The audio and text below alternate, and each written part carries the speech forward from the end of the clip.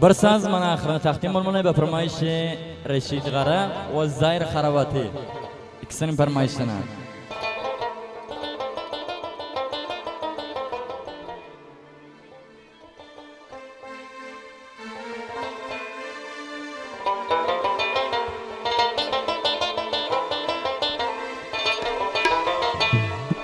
Tarifini etsem bir şirin dille,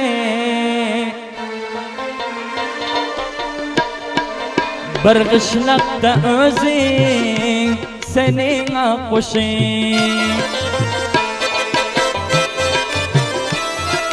Tarifini etsem bir şirin dille,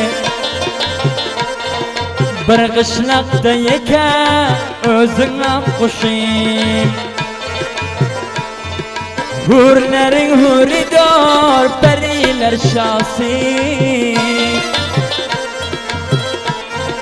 bir kışlakta yeka özün akuşun.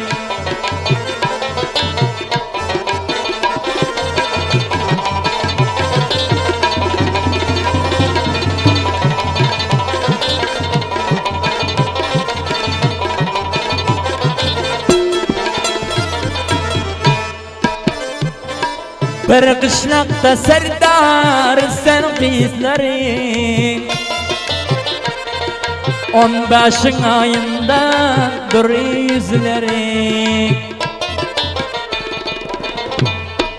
Yüreğime du sefer aydan sözlerin.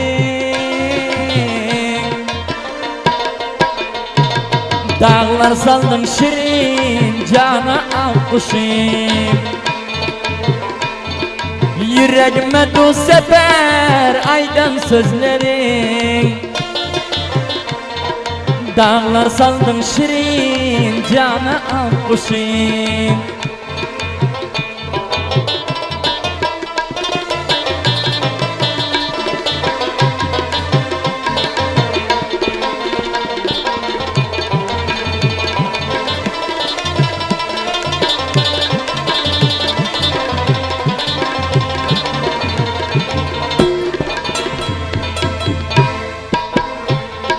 At karınca mengzer niçke billerin,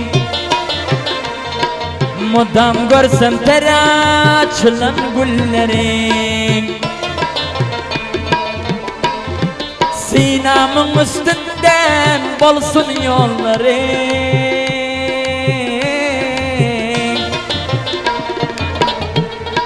kökreğimden basıvıt günah kuşum. Sinamın üstünden bolsun yolların, kökreğimden basıvıt günah kuşum.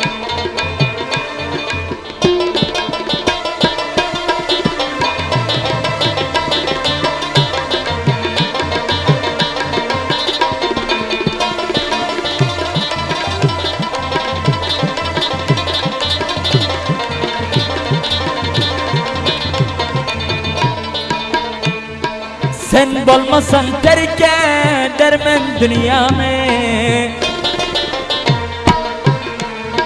ömrümde görmeptim sendek belanı. Hudadan korkuş et mende gedamı,